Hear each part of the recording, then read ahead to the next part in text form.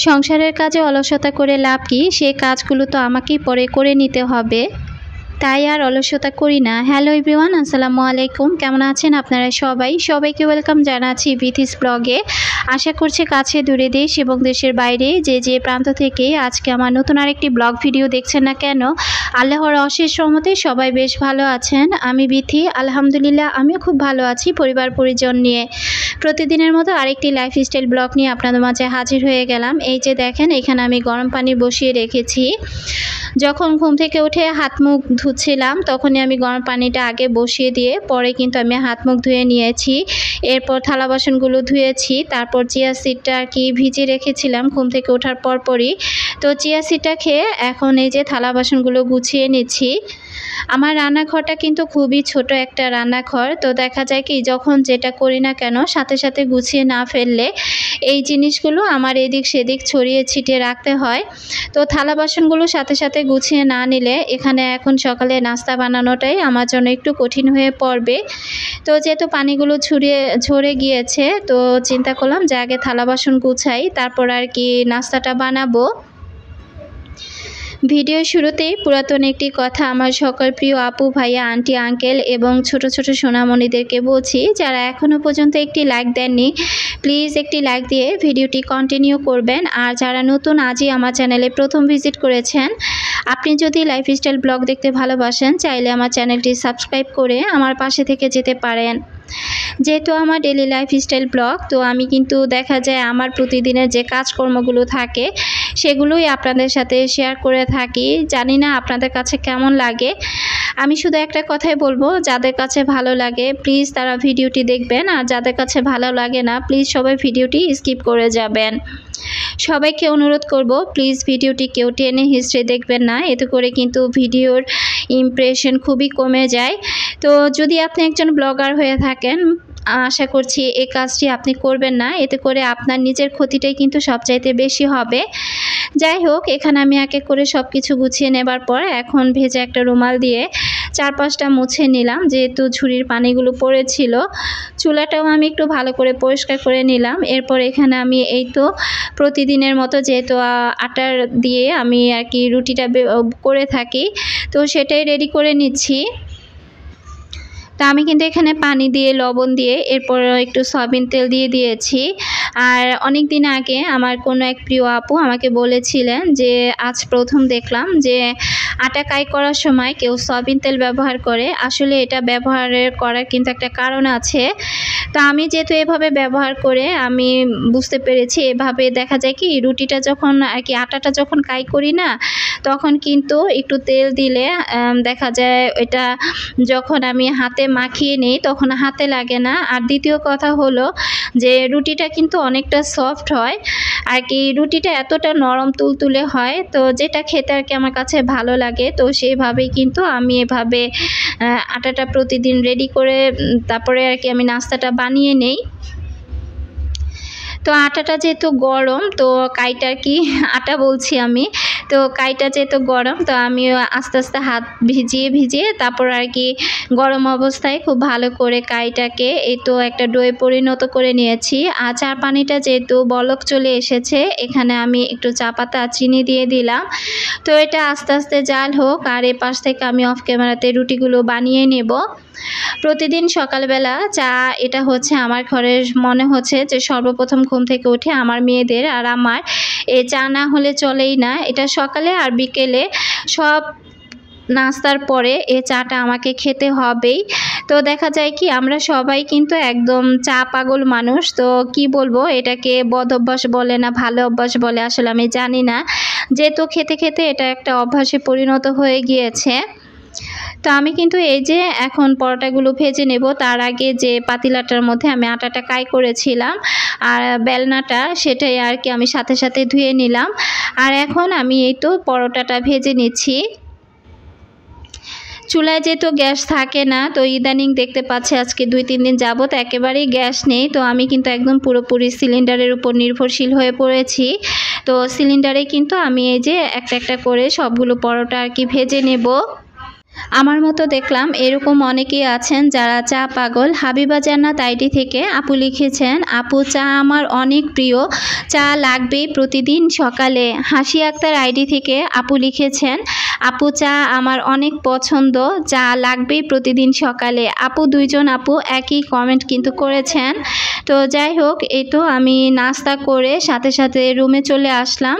তো এখন আমি এই যে এক এক করে দেখা যায় চাদরগুলো আমি তুলে ফেলবো। আজকে কিন্তু 2টা বেডরুমে চাদরই আমি তুলে নেব। কয়েকদিন যাবতই ভাবছি যে চাদরগুলো তুলবো। তো সামনে যেহেতু ঈদকে চিন্তা করে একবার ভাবছি যে আরও কিছুদিন পরে তুলি, আবার ভাবছি যে না, চাদরগুলো অনেক ময়লা হয়ে গিয়েছে, আরও 10 দিন যদি আমি চাদরগুলো বিছিয়ে রাখি এই বিছানাতে আমার ঘুমই হবে না। তো সব চিন্তা ভাবনা থেকে তারপর আর কি চাদরগুলো তুলে ফেললাম। ঈদের আগে কিন্তু আরও একবার আমার এই যে আজকে যে চাদরগুলো বিছাবো সেগুলো আবার ধুয়ে ফেলবো। তো বাইরে যেহেতু ভালোই রোদ উঠেছে, তো চিন্তা করলাম যে বালিশগুলো একটু বাইরে রোদে দিয়ে দিই। আমার মতো কোন কোন আপুরা আছেন যে যখন চাদর তুলে নেন তখন রোদ দেখলেই বাইরে নিয়ে সব কিছু একটু রোদে দেওয়ার চেষ্টা করেন। মাঝে মাঝে কিন্তু বালিশ তারপরে কাঁথা এগুলো একটু রোদে দিলে দেখা যায় জিনিসগুলো থেকে আর ভেজা ভেজা তেমন একটা গন্ধ থাকে না। তো আমি বালিশগুলো এই তো রোদে দিয়ে অফ ক্যামেরাতে আমি পুরো রুমের ফার্নিচারগুলো আজকে অফ ক্যামেরাতে আর কি মুছে ফেলেছি। এরপর রুমগুলো ঝাড়ু দিয়ে নিয়েছি। তো এখন আমি বিছানা চাদরগুলো বিছিয়ে নেব, আর রুম টুম সব কিছু ঝাড়ু দিয়ে এরপর কিন্তু আমি বিছানা চাদরগুলো বিছিয়ে ফেলি। তো যাই হোক, বিছানা চাদরগুলো বিছাতে বিছাতে আরেকজন আপুর কমেন্ট পড়ি। আনিসা হাসান আইডি থেকে আপু লিখেছিলেন, আসসালামু আলাইকুম আপু, কেমন আছেন? সুন্দর ভিডিও, আপনার বেলকনিটা খুব সুন্দর আপু। আমি কিন্তু আমার আনসার পাইনি আপু। আরও 4-5 দিন আগে আমার একটা ভিডিওতে আর কি বলেছিলেন যে ওয়াশিং মেশিনে আপু যখন কাপড় পরিষ্কার করেন তখন কেমন একটা আর কি খুঁতখুঁতে একটা গন্ধ আর কি আপু পান। তো ওইরকম গন্ধটা আমার ওয়াশিং মেশিনে আমি পাই কি না। তো আমি কিন্তু কথা বলতে বলতে 2টা বেডরুমে এই যে 2টা চাদর কিন্তু আমি বিছিয়ে নিয়েছি। আর চাদরগুলো বিছানোর পর আমার নিজের কাছে এতটা ভালো লাগা কাজ করছিল, মনে হচ্ছে যে আমার ঘর দুয়ার সব কিছু একদম চকচকে ঝকঝকে হয়ে গিয়েছে। তো আমি চাদরটা বিছিয়ে এরপর চলে আসলাম বারান্দাতে। তো এটা গতকালকে চাল ধোয়া পানি ছিল, সে পানিটা রেখে দিয়েছিলাম। তো চাল ধোয়া পানিটা কিন্তু সার হিসেবে খুব কাজ করে, গাছের জন্য খুবই ভালো। তো এটা আমি অনেক দিন যাবত আর কি আমি গাছে অ্যাপ্লাই করছি না। তো ভাবলাম যে যেহেতু আমি রেখে দিয়েছি পানিটা, আজকে আর কি আমি দিয়ে দিই। ইদানিং আমার গাছে কিন্তু একদম ফুলের দেখা খুবই কম পাচ্ছি। তো যাই হোক, আসলে যখন কোনো কমেন্ট পড়তে যাই বা কমেন্টে রিপ্লাই দিতে যাই তখন দেখা যায় ভিডিও রিলেটেড কথাগুলো কম বলা হয়। আমি কিন্তু আপু যখন আমাকে প্রশ্নটা করেছিলেন তারপরের দিনের ভিডিওতে আমি আনসারটা দিয়ে দিয়েছিলাম। হয়তোবা আপু আমার ওই ভিডিওটি স্কিপ করে গিয়েছেন, তাই গতকালকে আপু পরপর 2বার কমেন্ট করেছেন। তো যাই হোক, আপু যেহেতু আপনি ভিডিওটি স্কিপ করে গিয়েছেন বা তারপরের দিনের ভিডিওগুলো হয়তো আপনি আর দেখেননি, তাই হয়তো উত্তরটা শুনতে পাননি।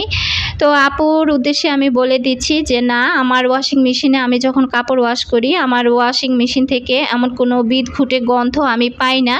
আমি যখন যে গুঁড়ো সাবানটাই আর কি ব্যবহার করি না কেন বা লিকুইড সাবানটাই ব্যবহার করি না কেন, খুব সুন্দর একটা স্মেল কিন্তু আমার কাপড় চোপড়ের থেকে আমি পেয়ে থাকি।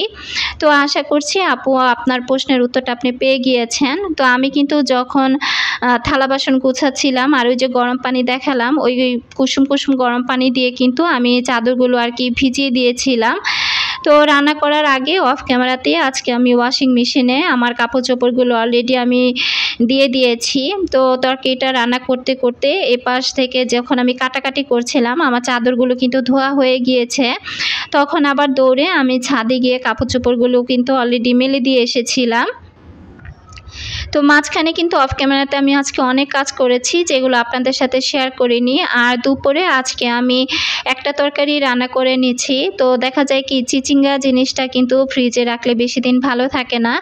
বড় সাইজের একটা চিচিঙ্গা আমার ঘরে আর কি ছিল, তো চিন্তা করলাম যে এটা রেখে দিয়ে আর লাভ নেই। গতকালকে যেহেতু ভাজি করেছি আজকে আর ভাজি করে খেতে ভালো লাগবে না, তাই আর কি মলঙ্গি শুটকি দিয়ে আর কি মিষ্টি আলু, গোলা আলু আর বেগুন মিক্স করে তো আমি এখানে এই তো একটা শুটকি তরকারি আর কি রান্না করে নিচ্ছি। তো এর আগে যখন আমি 2 দিন রান্না করেছিলাম তো দেখা যায় আমার ঘরের সবাই খেয়ে খুব পছন্দ করেছিল। তো ভাবলাম যে চিচিঙ্গাটা যেহেতু বড়ই আছে তো এটা দিয়ে যদি রান্না করি 2 বেলা হয়ে যাবে। তো আজকে আর অন্য কিছু রান্না করব না, এই একটা তরকারি দিয়ে আমাদের 2 বেলা হয়ে যাবে। আর গতকালকের কিছু মুড়ি ঘন্ট রান্না করেছিলাম সেই তরকারিটা আছে, আর সামান্য পরিমাণে কিছু চিচিঙ্গা ভাজিও আছে। সকালে নাস্তা করার পর দেখা গিয়েছে সেই ভাজিটাও একটু রয়ে গিয়েছিল। তো তরকারিটা আমি কষাতে দিয়ে জালটা কমিয়ে দিলাম, আর এখন চলে আসছি এই যে কাপড় চোপড়গুলো আর কি গুছিয়ে নিতে। অফ ক্যামেরাতে আমি ছাদে গিয়েছিলাম, সেখান থেকে কাপড় চোপড়গুলো নিয়ে এসেছি আর এখন একে করে গুছিয়ে নেব। তো রান্না বসিয়ে দিয়েও কিন্তু আমি দেখেন ঘরের কতগুলো কাজ এক এক করে সেরে নিচ্ছি। এতে করে দেখা যায় কি বিকেলের টাইমটা আমাকে আর এই কাজগুলো করতে হবে না, আমি একটু আরাম করতে পারবো। এগুলো এনে যদি এখন আমি রেখে দিতাম, একটু অলসতা করতাম, বিকেল হলে কিন্তু এই কাজগুলো আবার আমাকেই করতে হতো। তাই সংসারের কাজে কিন্তু অলসতা করে লাভ নেই। যখন যে কাজটা দেখি যে না আমাকেই করতে হবে তখন আমি সে কাজটা নিয়ে কিন্তু আর বসে থাকি না, সাথে সাথে করে ফেলার চেষ্টা করি। এই যে চাদরগুলো ভাঁজ করার পর আমি বালিশের কভারগুলো এভাবেই চাদরের মধ্যে রেখে দেই। এতে করে দেখা যায় কি যখন চাদর আমি বিছানোর জন্য নেই তখন আলাদা করে কিন্তু কভারগুলো আর আমাকে খুঁজতে হয় না। তো আমি খুব সুন্দর করে এই যে কভার ভিতরে দিয়ে চাদরটা ভাঁজ করে নিচ্ছি। আর যে চাদরটা সাদা কালারের চাদরটা দেখতে পাচ্ছেন কভারগুলো একটু ভেজা ভেজা দেখলাম, ওগুলো আবার আমি একটু বারান্দায় আর কি নেড়ে দিয়ে আসলাম। ছাদে এত প্রচুর পরিমাণে বাতাস, গিয়ে দেখি যে সব কাপড় চোপড় ভরিয়ে একসাথে হয়ে আছে, তাই আর কি ওই কভারগুলো শুকায়নি, একটু আর কি ভেজা ভেজা আছে।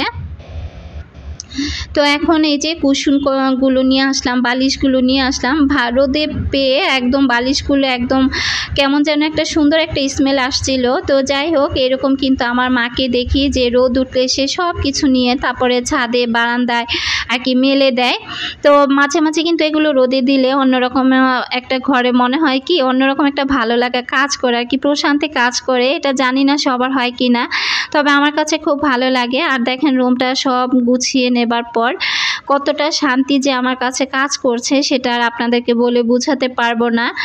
একদম সব কিছু পরিপাটি, এখন শুধু আমি রান্নাটা করে তারপর আর কি গোসল করে নিব। তো এই যে বারান্দায় একটা চেয়ার পেতে রেখেছি, মাঝে মাঝে ভালো না লাগলে এখানে এসে একটু আর কি বসি, যদিও এরকমভাবে বসার মতো সুযোগ তেমন একটা আমার হয় না।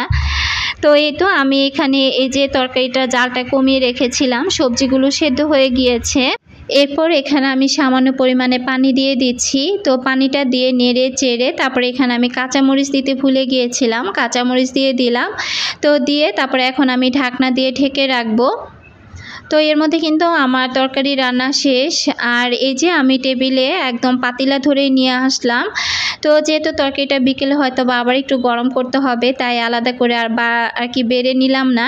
তো এই যে আমার মলঙ্গি শুটকি তরকারি, আর ওই পাশ থেকে ছিল মুড়ি ঘন্ট। এটা ছিল একেবারে বিকেলবেলার ভিডিও। তো আমি অফ ক্যামেরাতে নুডলস আর চা বানিয়ে নিয়েছি। ছোট মেয়েকে ডাকছিলাম যে খেতে বসো, সে না খেয়ে বারবার তার পড়ার দিকে মনোযোগ দিচ্ছিল। তো আমি একটু রাগ করাতে সে আর কি একটু আমার সাথে রাগ করছিল। তো যাই হোক এখন আমরা 3 মা মেয়ে এই তো বসে নুডলস আর চা এটাই খেয়ে নেব। আর দেখতে দেখতে ভিডিও শেষ প্রান্তে চলে এসেছি। আজকের মতো এখান থেকে বিদায় নিব।